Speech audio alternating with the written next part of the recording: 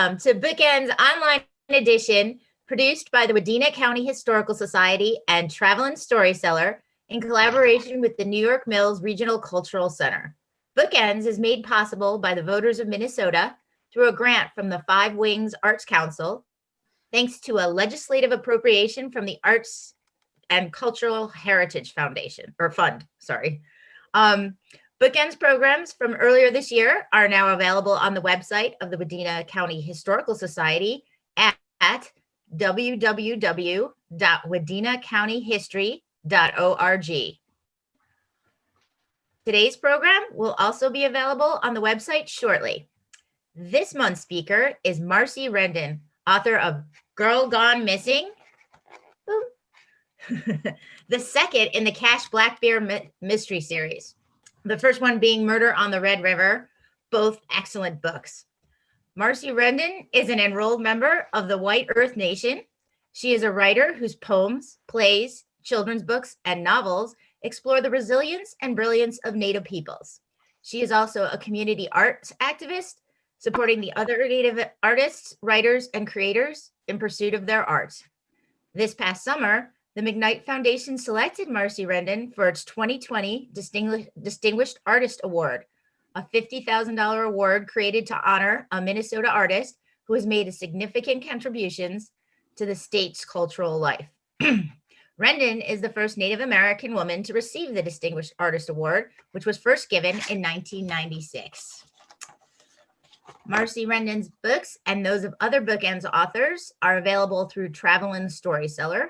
That website is www.travelinstoryseller.com. Curbside pickup is available at the Wadena County Historical Society.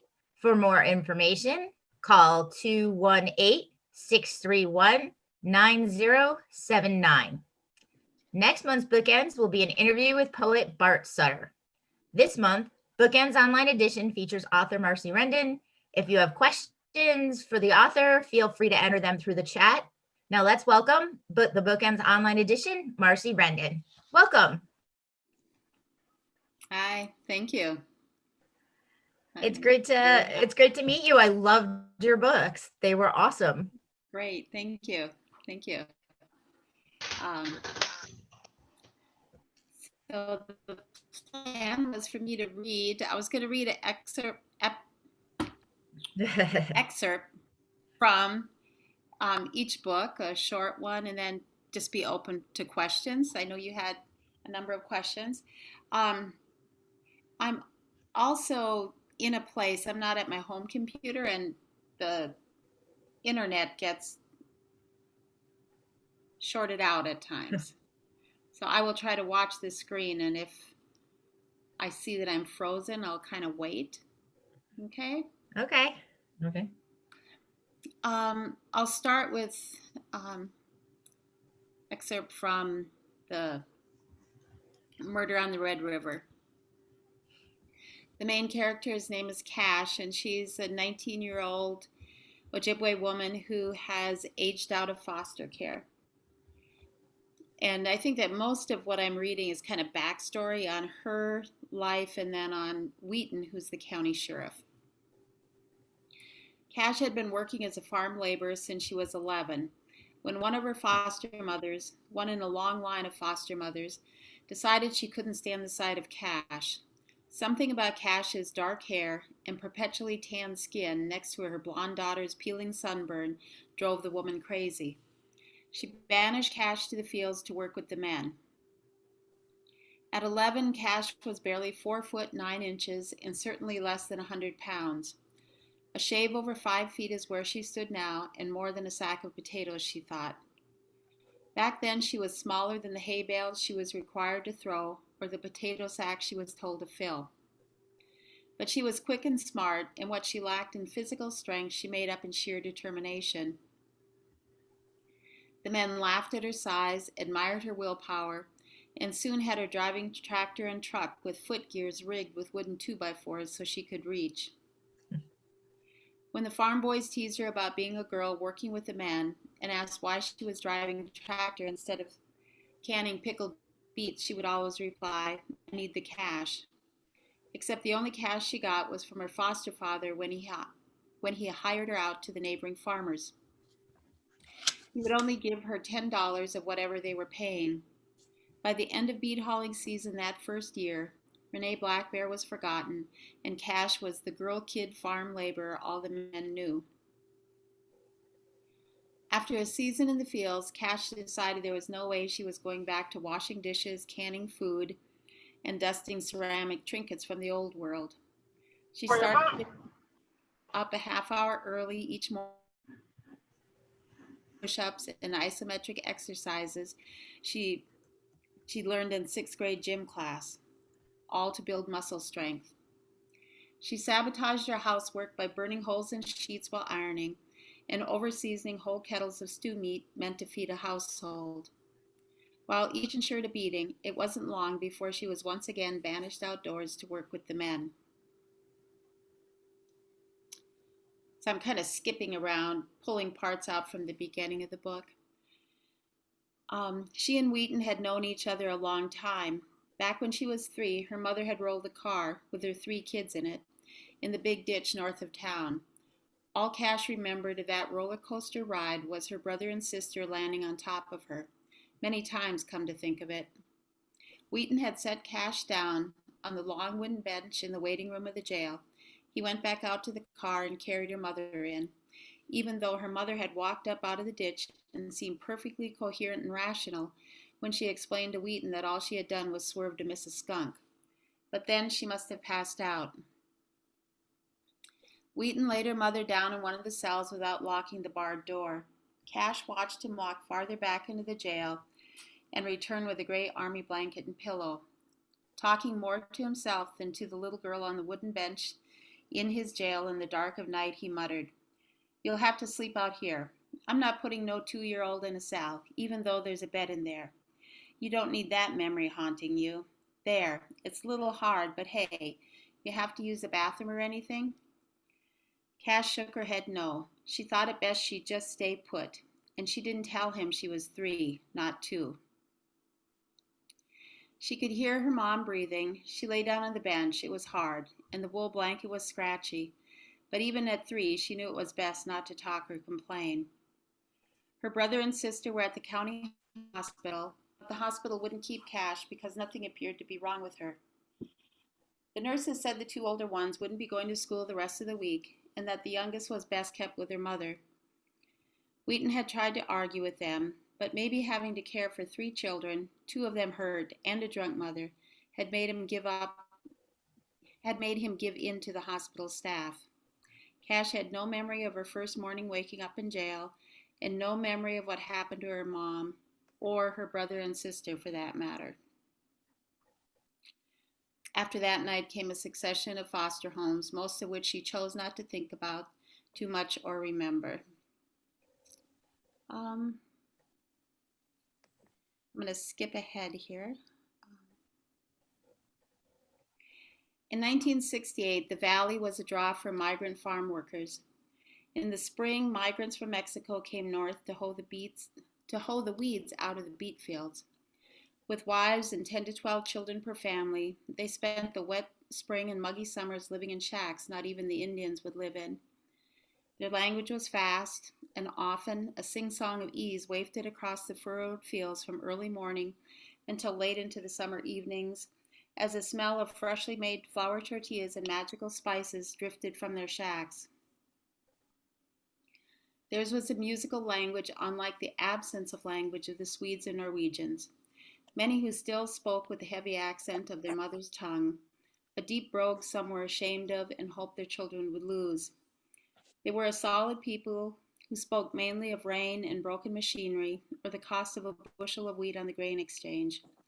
They listened to the farm market report each morning on the radio out of Minneapolis. Getting an echo.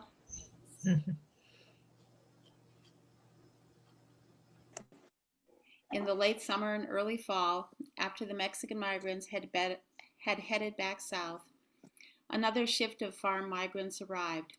When they did speak, they spoke in Ojibwe to each other in voices barely nod of the head could mean come here or are you kidding me? A hand gesture could mean come closer or don't you dare. It was a body language so subtle it left some folks thinking the Indians could read each other's minds, which wasn't unheard of either. When talking to whites, they mostly didn't talk unless a yes or a no was required. They had a different way of walking on the earth, even in the red wing lace-up boots they wore to keep the dirt and wheat chaff off their legs. They came to drive grain trucks up and down the wheat fields, to drive the beet trucks and then wait in line at the Crystal sugar beet plant just north of Fargo until the wee hours of the morning to unload before heading back to the fields.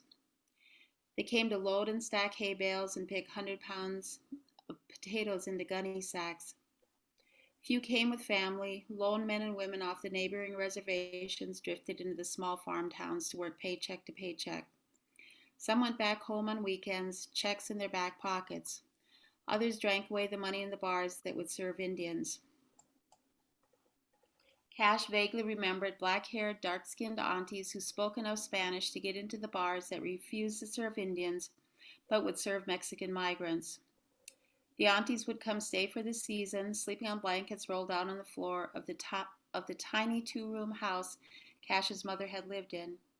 When Cash thought about it today, she wasn't exactly sure who the aunties belonged to or how she belonged to them. Everyone older was an auntie or uncle, grandpa or grandma. Anyone close in age was designated cousin status.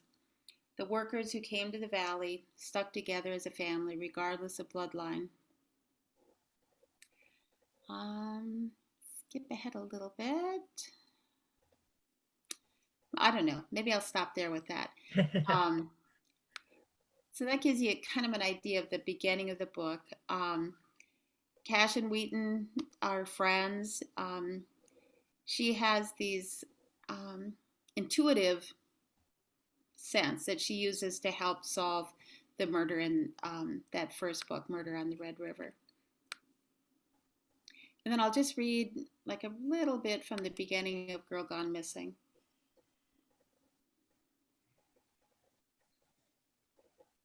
So the books have the same character, same main character, but they're not necessarily books that have to be read in order to understand the story in each book.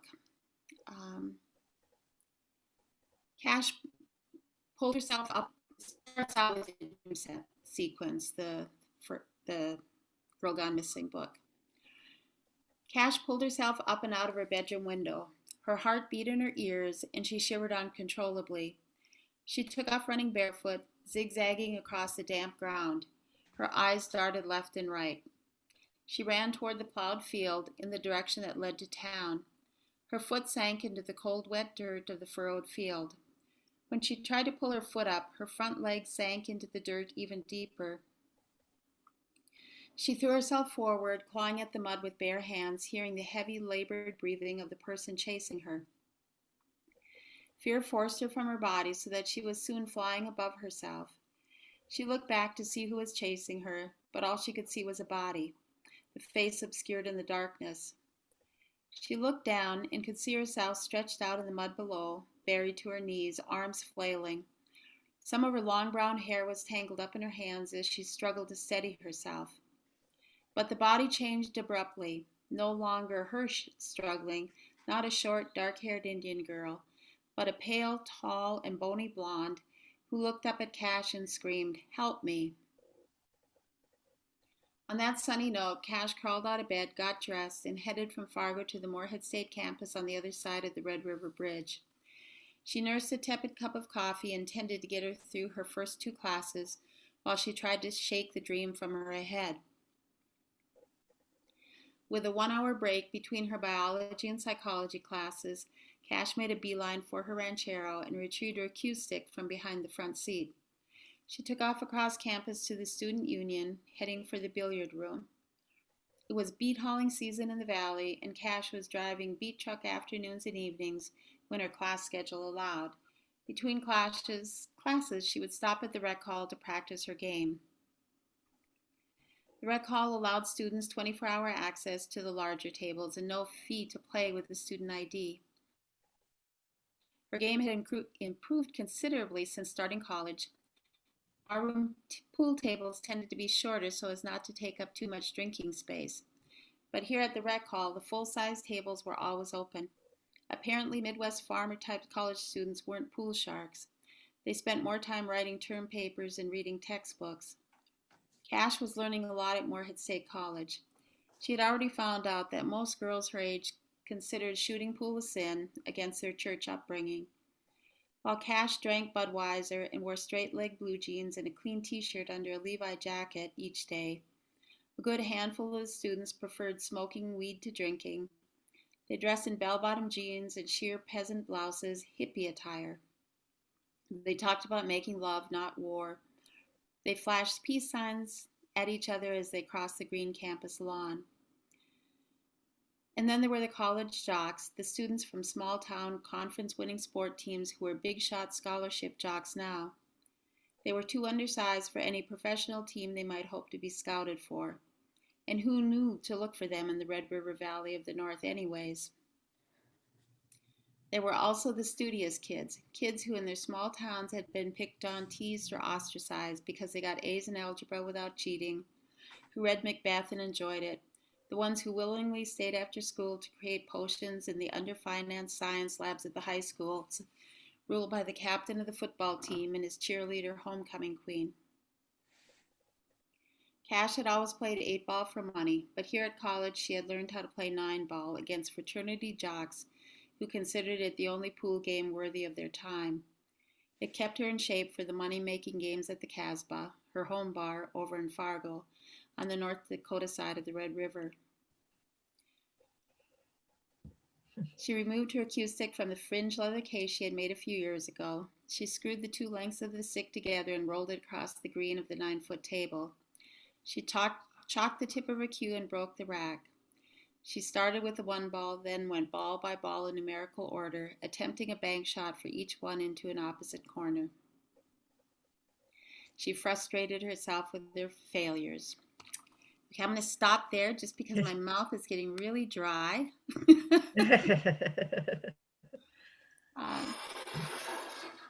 you have some questions that you would want me to answer? Well, what was your inspiration for Cash? Because she is a great character. I really liked her. And I thought it was very cool. You said it in the 60s. And so I was curious about that too. Like what made you, what was your inspiration for creating Cash and impetus for placing the story back in 1968? Okay. So I had decided in 1990 that I would just write full time, and I needed to make money because I had family. So I was working as a journalist. I was, selling pieces of writing where I could sell them. But then I was working on crime novels because that's what I like to read. Mm-hmm. And they always, when you're taking any kind of writing workshop or writing class, they say, write what you know. And so I wrote 2 or 3 crime novels that were really bad. And I knew they were bad. And so I kind of gave up and I just put those away. And I decided that because I needed money, I was going to write a chick lit story. And I figured I have a better chance of selling something like that than what I'd been working on. And so I started writing a story about a young woman who writes poetry, and she decides to go to Nashville to break into the country western music scene and gets involved with a music producer, blah, blah, blah, blah, blah.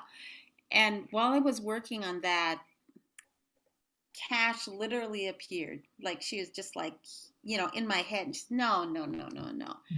And, like once I started writing this story that she was giving me, it just worked. It just worked. And once I had finished it, I knew that it was a good book. I mean, it was so different than the other books that I had written. Around that same time, well, before then, when I was still working on those first couple books, I had joined a writers group, the Loft Literary Center down here in the cities. They used to have a newsletter, and there was an advertisement in there for crime writers to meet. This woman wanted to start a writing group. And so I went to that meeting. It was at the Blue Moon Cafe on Lake Street. And it was a couple women, but mostly men. And it was in the evening, and everybody was talking about their crime novels. And most of them had a serial killer. And in my mind, I started to think, oh my God, they always tell you, write what you know. One of these guys is a serial killer. And my imagination just went on and on. So that to the point where I couldn't leave the cafe. And finally everybody left and I went home. And I totally scared myself with my imagination. But I did continue going to the women's writing group. Her name was Barb Lakey. And, it was in that writing group that I brought the first manuscript of Murder on the Red River. And they just kept saying it was really good. It was worth, seeking publication, trying to find an agent. And I spent 5 years sending out queries to agents and to publishers, and just rejection after rejection after rejection. And I was ready to quit. And then a friend said, well, why don't you try Cinco Puntos? I've heard that they publish Native authors. It's basically what she said. So I reached out to them, and they agreed to pick it up. So Cash is literally this character that appeared in my head. And, with even with the second book, I don't outline, I don't have a plot. It's like, as long as I just sit down and I start writing, and as long as I'm writing kind of the story that's coming to me, it works. If I try to deviate or make myself write, what I think the story should be, then it kind of goes and goes way off track, and then I have to go back and rewrite. So that's Cash. And the other characters. Oh, your other question was why that time? I think it's because I'm basically lazy.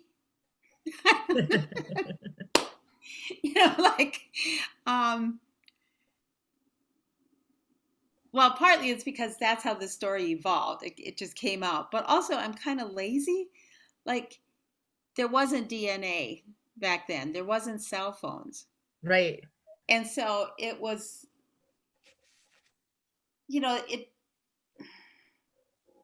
the story had more to do with the people and the characters and the relationships between the people, instead of this reliance on science, technology, and the phone or computers. And I've had other people ask me to write a book or a story that's more contemporary. And I at first I thought, well, I can't do that. And then I thought, well, maybe I could, because there was a number of years ago, I was doing research project on a book about Native artists, and we were traveling through northern Minnesota. And there were all these places you can't get phone coverage, or you get it and then it disappears. So I thought, okay, well, I could put a phone in up there and just have it unavailable.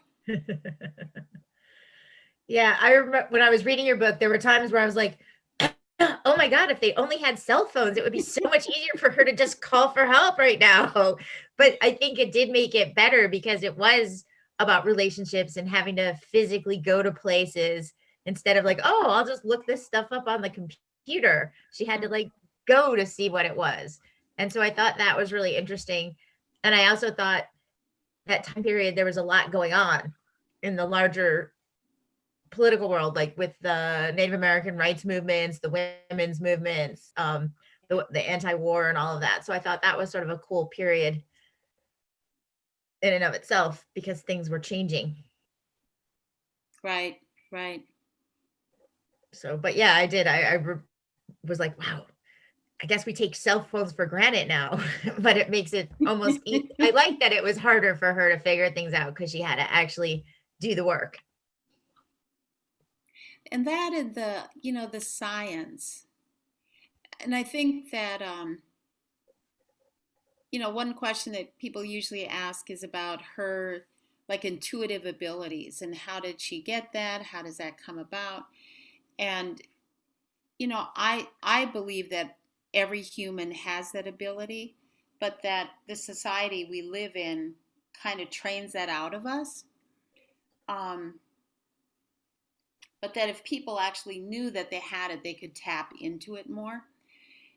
And the other thing is, back when I was in school, going to college, my freshman year in college, I was writing a paper about Native American music, and particularly the 49 songs, which are English social. They're songs that are sung at the drum in English, and they're social songs. They're round dance songs that came out of World War One. So I was writing a term paper about that, and I was doing research, and I um, came across Frances Densmore, who's an ethnomusicologist at the end of the 1800s. Mm-hmm. And she was going around the country recording Native music, and she spent a lot of time up at White Earth, um, recording people and recording songs, and they're on discs at the Smithsonian. And so I was reading this book that she had written, and one of the things that she wrote was that Ojibwe people were all schizophrenic because um, we heard voices and saw things that weren't there. Ah. And I got so mad that here was this woman that made this like indictment against a whole group of people based on something that she didn't understand. And Mm-hmm. that always stuck with me. I just the misunderstanding that crosses cultures and ways of life. Um, yeah, and Cash definitely has different abilities. Some of them, like I think in the first book, there's a passage where she talks about being made to sit on a chair for long periods of time, and she used that time to hone that ability, even though she didn't quite understand what all it was. Mm-hmm. Cool. No, I thought it was really interesting. And I remember when I was younger, that I met people who said they could leave their body, and I would always try, and I couldn't. But I've met people who insist they can. So it was like, oh, hey, cool. That was very cool. I like that. But I Um, think lots of people have dreams that are premonitions, uh-huh. or and but people are sort of taught in this society to not talk about those things or to admit to them, or they're Mm-hmm. kind of done in hushed conversations. Yeah. You were going to Um, say something else? yep. Sorry, what? You kind of stopped and started on my mission.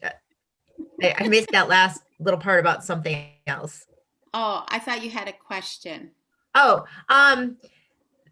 talking about like there were you in your reading and in the books, you talk about the foster care system and the Native American children and how that policy was. And I thought that was really interesting that, you didn't make it a huge centerpiece of, and this is what, bad white people did, but it was there and through Cash's experience to sort of let people know what was happening. Um, So just that's want to talk been about, interesting. yeah. Um, because when I was writing, all I'm trying to do is tell a good story that will pull people in, and I want it want the story to be focused around some murder, some crime, something that gets solved. I'm interested in writing crime stories. I'm not interested in writing a historical analysis of Native people in the United States. Right. And so when Cinco Puntos picked up the book, and Lee Bird is the editor for the books, when we got to that part, and we were going, all of our work is back and forth on the internet. Mm-hmm. Let me see if, so there's a line in there where she's in jail, and there's a line that says, and she didn't know, and she never saw her mother again. Mm-hmm. And Lee emailed me and she said, you have this line in here that we need to change because nobody's going to believe that. I said, what do you mean nobody's going to believe that? It happened all the time. Yeah. And she said, what? And so I started telling her about the whole foster care system during that time. In Canada, they called it scooping. And she said, oh my God, there's a whole backstory here about Native people in foster care. And I said, really? It's just, that wasn't what I was trying to do. Right.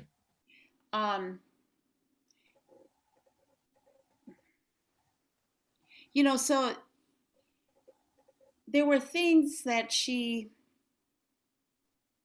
I don't know if anybody's read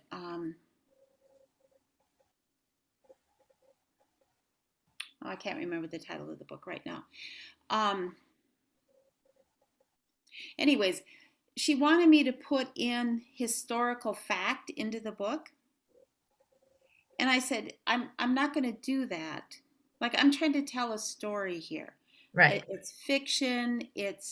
I don't want to hop back in and say, in 1953, blah, blah, blah, blah, blah. I just want to keep the story going. And can we put that at the back of the book? And so that's why there's the author's notes at the end of the book about the foster care and about the taking of children and the Minnesota Adoption Act. So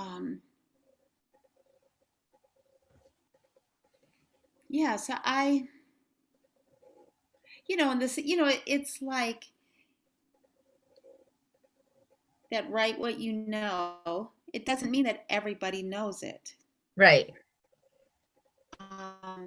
And so there are times when I'm reading something and I have to, look up something because it's not a part of my world or a part of my worldview.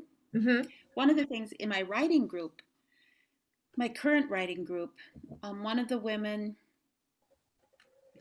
came to the United States as a baby right after Vietnam.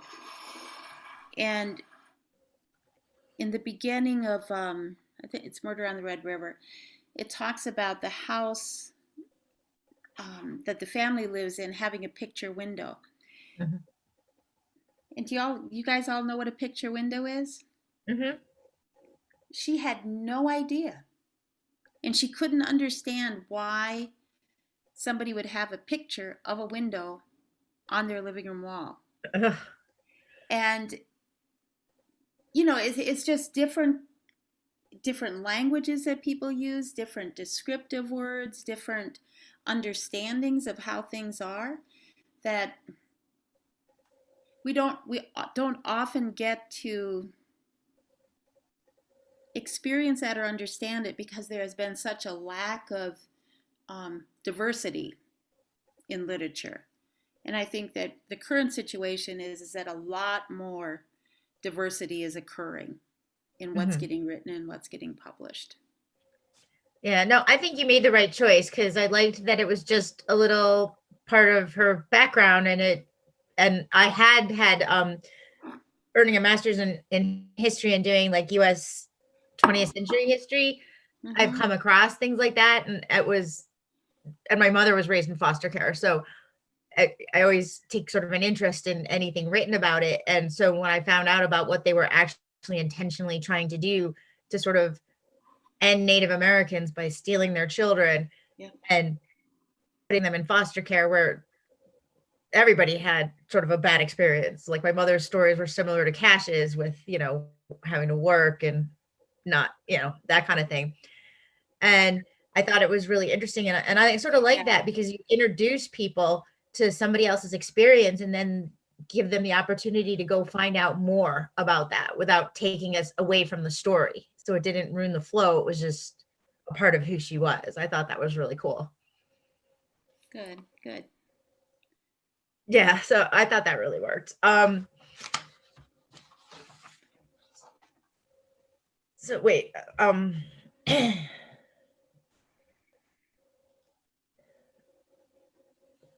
there was like a lot of questions and I'm blanking. Well, because I loved these books so much. I like crime stories too, and I thought they were cool because they were more character driven rather than,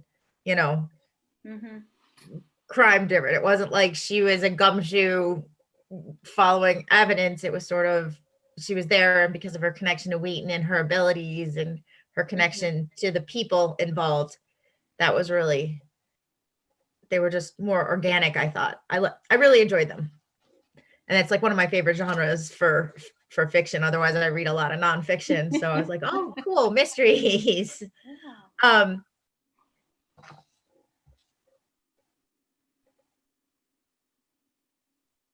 had to look up a ranchero, by the way, the car she drives. These are the things, like, I have no idea where some of these ideas came from. Given that time in history, it seems like maybe a Camaro or a Mustang would have made more sense, but somehow it became a ranchero. And there were lots of things that, I just was writing and I wasn't editing out. And who knows where some of the things come from that end up. In Girl Gone Missing, when I started that book, so like Murder on the Red River is about a murder. Girl Gone Missing is about these missing young women. And one of the questions that I've been asked about that time is, right now in Indian country, there are something like close to 6,000 missing or murdered Native women that are just, nobody knows where they are, like some of the murdered, they know how they got murdered, but many of the missing, they just don't know. And so people have asked, well, why in your book are the girls white? And again, it's historical, because back in the 60s and 70s, what was happening was that white girls, blonde, blue-eyed white girls from the Midwest, were the ones that were being taken and trafficked, taken down to the cities, sent to Chicago, sent to New York, or out to the West Coast. And that was the prime target.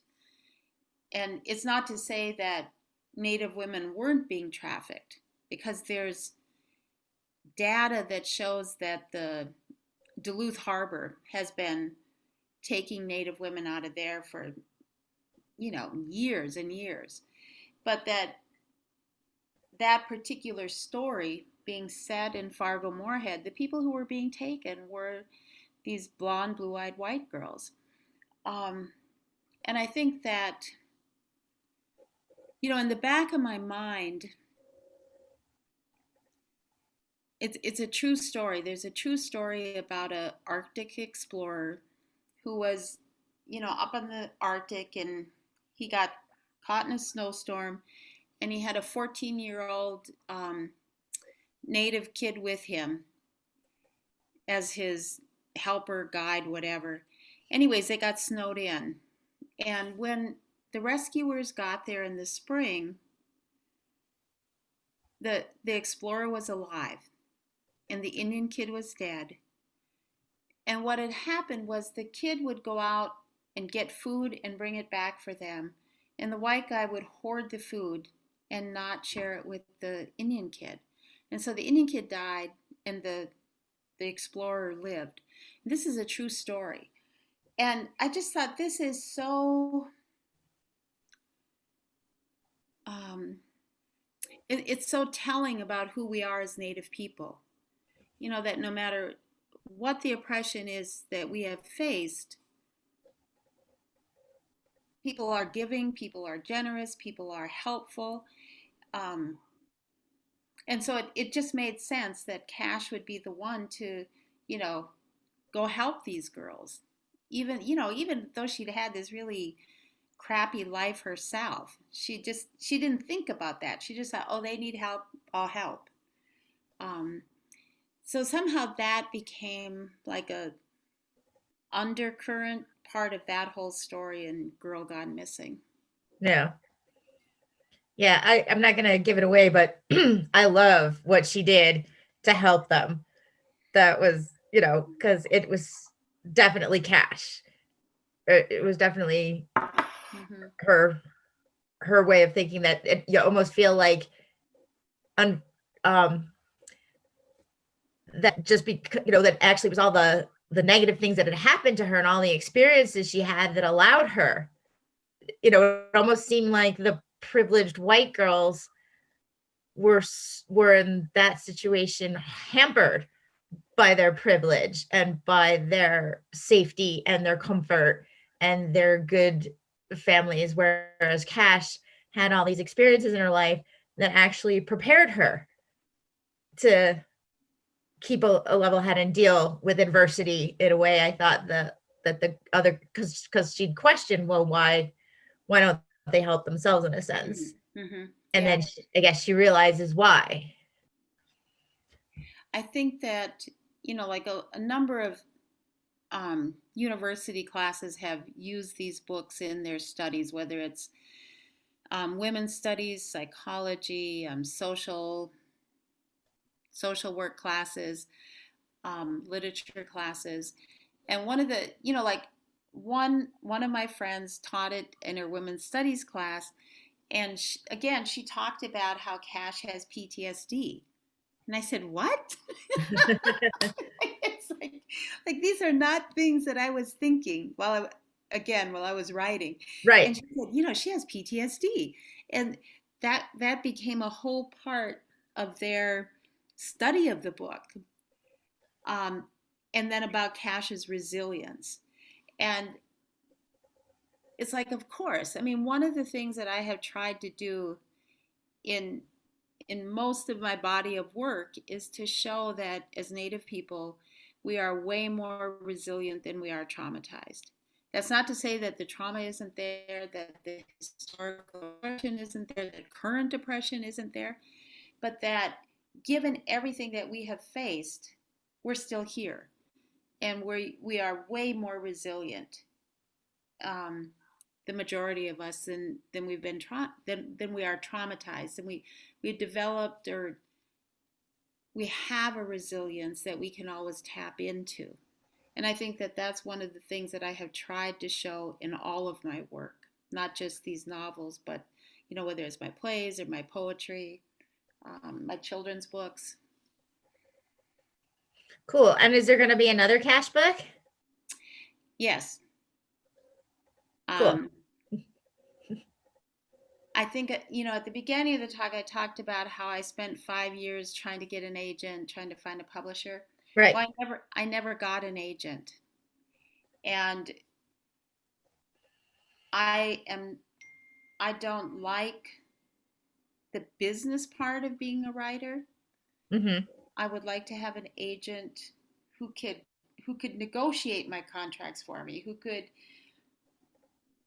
you know, say, well, it's time to pay the royalties, let's collect the royalties. That all of that kind of business work, I would really like to have somebody else do. And so I have been book 3 is written, but I've been trying to find an agent to pick me up so that I can stop doing some of that business work.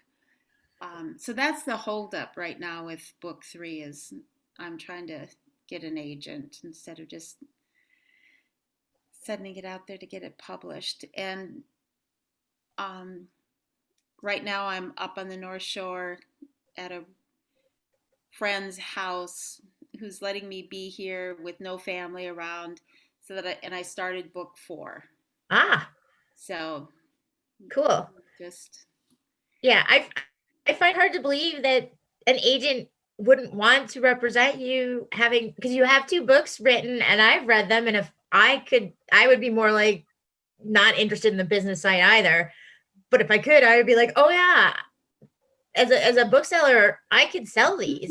I can recommend these. These, like, oh, you're looking for a new mystery?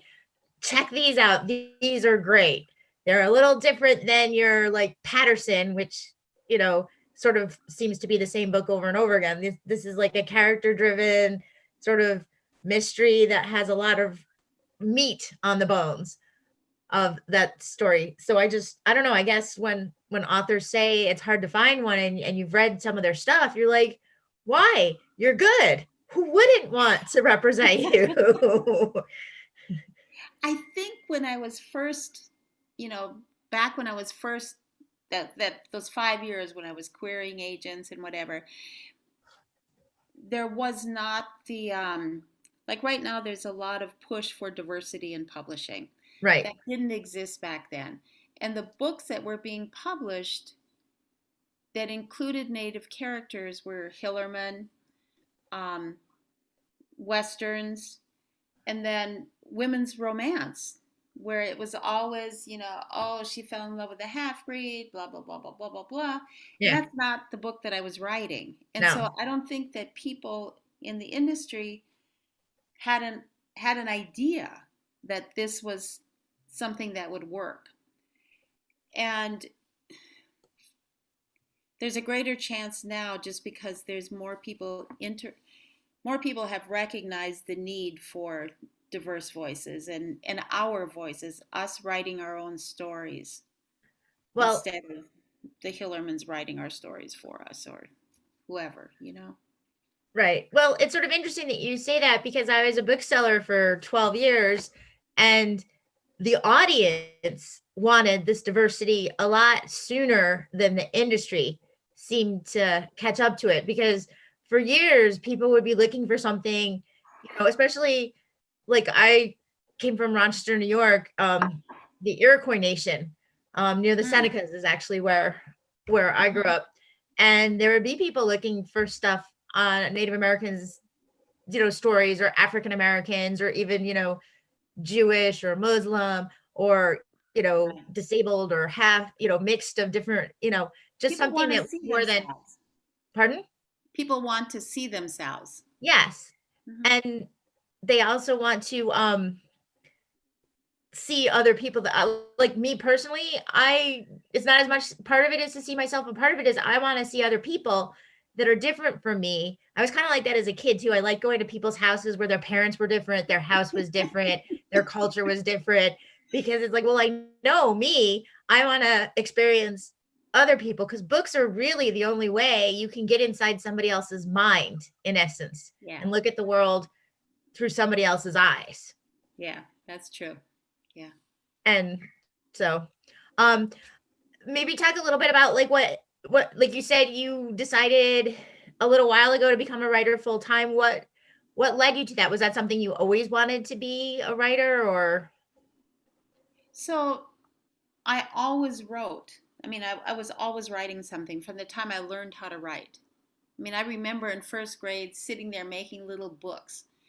And some of that was because I didn't see myself in any books back then. It just, so I would write these little stories about, I don't know, Geronimo and his horse or something. Who knows? I don't know. I'm sure they weren't even accurate, but, and then as a teenager, I loved, I really did. I loved English class. I loved the whole idea of putting words together and creating stories and creating plays.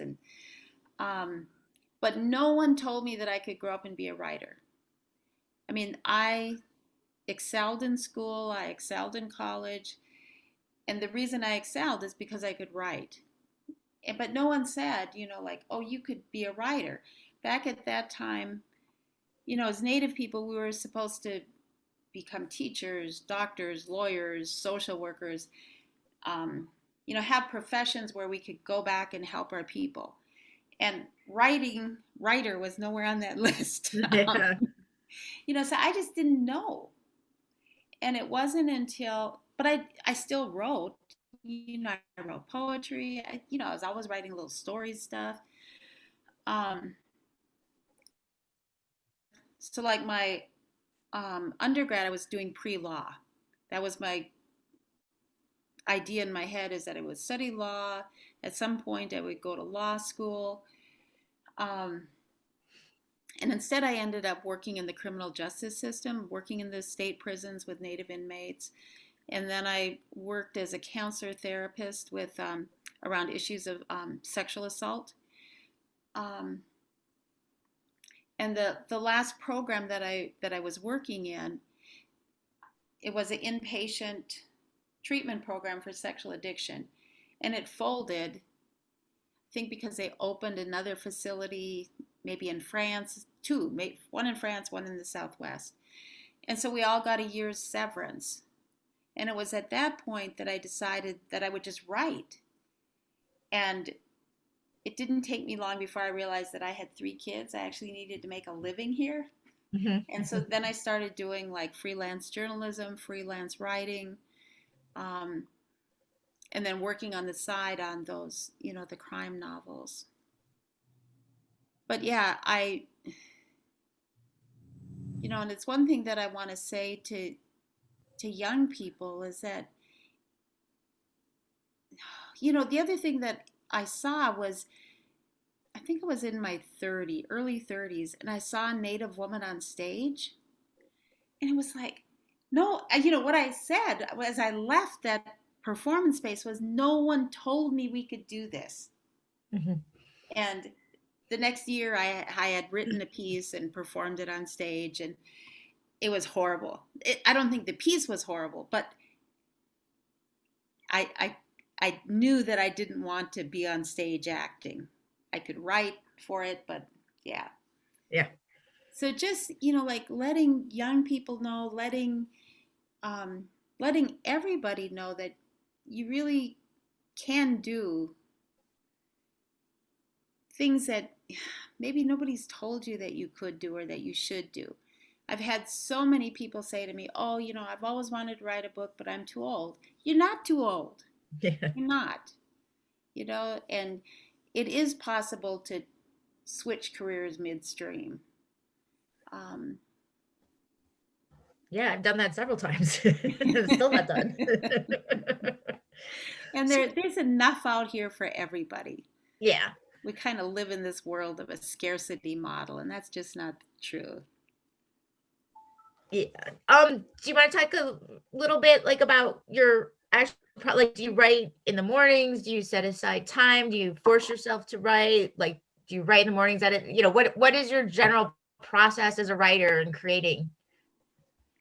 So if I can get space like I have right now, where there's no distractions, mm-hmm. I can just get up in the morning, eat something, write until I get hungry, eat, write until I get hungry again, write until I'm hungry and go to bed or whatever. At home, I've always had either children or grandchildren living with me. And so there's a constant pull for me to do this or that or the other thing. Right. And so I really have to, like right now, I've moved my kind of space into the basement of the house, and sometimes I'll just stay down there all morning and write. Earlier, I don't know, I think early in COVID, when I should have been working on a book, I was writing short little plays that were funny.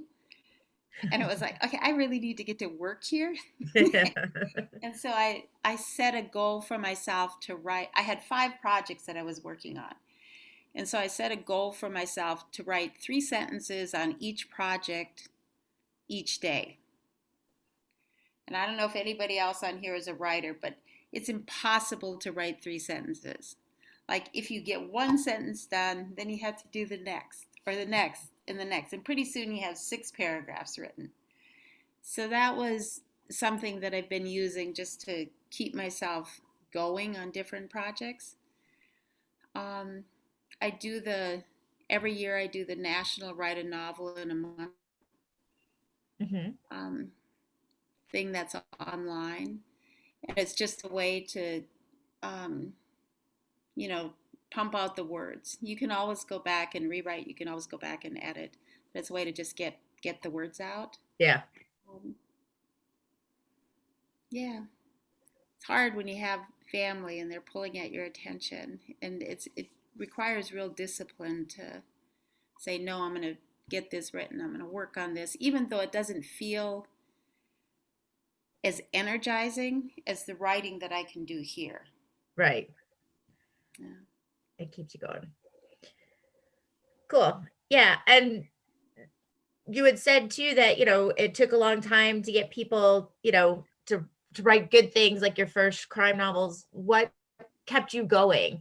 Like, I get thwarted easily if I don't think it's good enough and I can't make it good enough, then I'm like, forget it, I'm not doing it at all. What kept you from quitting and pursuing this? Because your books are so good, I'm glad you did. But it seems like there were a lot of points in which you could be like, no, I can't do this, I'm quitting. What kept you going?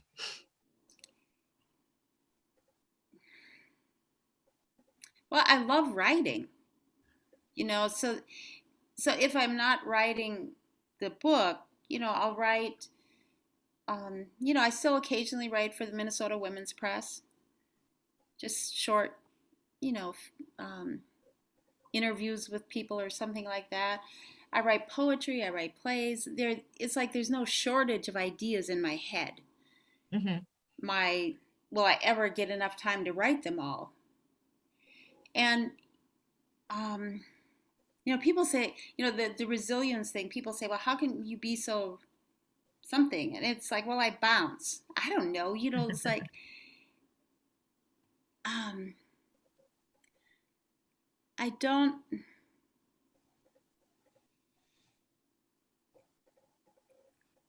rejection isn't the worst thing in the world. And what I've found is that,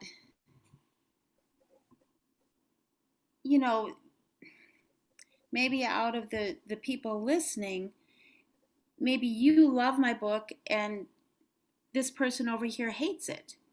And that's okay. That's perfectly fine. I've written things that I hated, that I thought were the dumbest things in the world. I thought, oh my God, this is so stupid. And then I sent it out and they're like, oh, we love it, we're going to publish this. And I'm like, really? Okay, fine, publish it. It's what keeps me going. I think it's just the love of writing. That because even when I wasn't getting published, I was still writing. Cool. So if I'm writing, I may as well send it out. Right. And possibly get paid for it. Awesome. Did anybody else have any questions? I see a few that I think I covered all of them, but I just wanted to give anybody else a chance if they had a question. Otherwise, maybe we could. Yes, I just sent a chat to, tried to send a chat to Gillette, wondering about if the plays are available. I don't get to read a lot, but I enjoy theater, and I'm a member of the Mad Hatters Community Theater here, and we're needing some material that's different and a little maybe more lighthearted, and wondering if it would be, I know with COVID right now, there's a lot of limitations on our performance. Yeah. But for in the future, or if it's something that we could, stream or Zoom or do it in an alternative way. I'm just wondering if that kind of thing is available. Right. So I think it's 4 of my plays have been published. Okay. And I would have to somehow get you the books that they're published in. the Songcatcher, which is about the Frances Densmore story. Okay. Um, I'm looking the other way because I'm writing these down. that's okay. It's so big. It's so multicast. It's a hard sell for any theater company. I have some children's plays that sort of cross over. What is the one? Well, Bring the Children Home is one that we've done numerous places and in different ways. I have a 10-minute play about, why did God create lice? It's a 10-minute play in English. And then we Sounds like a good one for our one-act play contest. Yeah. And then we had it translated into Ojibwe.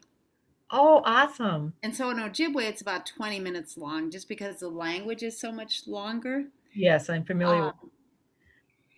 And that one's not published, but I have, I have copies of that one. That's a whole nother long, because I have a body of work on plays. If you go to, if you Google Bandcamp Raving Native Radio. Bandcamp? Band. Bandcamp. Bandcamp. I have a hearing impairment, so I don't always catch the consonants. Okay. That has an audio recording of like a half-hour radio play that we did. Okay. That's pretty crazy. I mean, some of the stuff, you're just writing because they're fun. They're meant to entertain. It's back to what like somebody likes this stuff. Okay. I think that's what we need right now with so much seriousness in the air. Mm-hmm. We need some, I don't know, should I say escape? But something on the other spectrum of lighthearted hopefulness, positive energy. Right. I'm going to send my email. And if you email me, then, because I also just did one at the beginning of COVID here that is about the National Indian judging, being a judge at the National Indian Taco Championship. Okay. I mean, I think it's 8 minutes long. It's just a short thing. I wrote it for a cabaret. It was one of the first cabarets that was like an online show. Okay. But yeah, I mean, I've just got a ton of plays.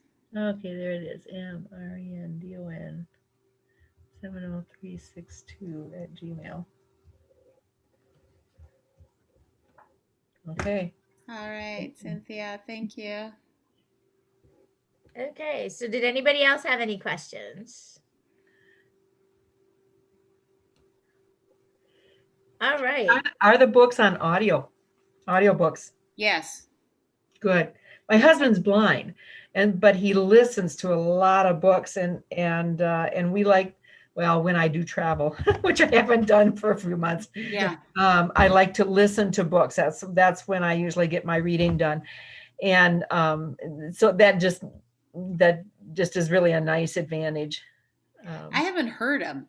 Oh, you haven't? Because some authors will read them themselves. Michelle Obama read her own.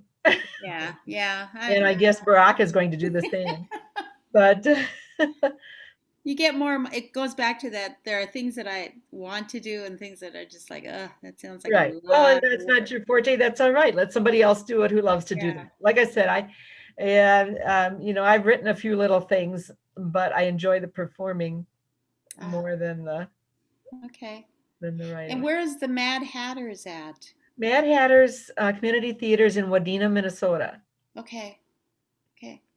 Wadena, is that supposed to be pronounced Wadena? I have no idea. I know it means Little Round Hill. About as much as I know.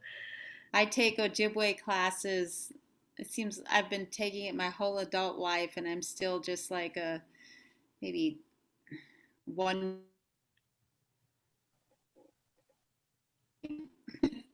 Uh-oh, we lost you. My back. Yes. Yeah. Okay. All right. All right. So, Lina, are we at time? We're at 12:38. Oh, okay. So if nobody else has any questions, then everybody should definitely, if you haven't, get these books. We have the Murder on the Red River and Girl Gone Missing. They're really, really good, especially if you like mysteries or character pieces, or just there was so much. They're just really great.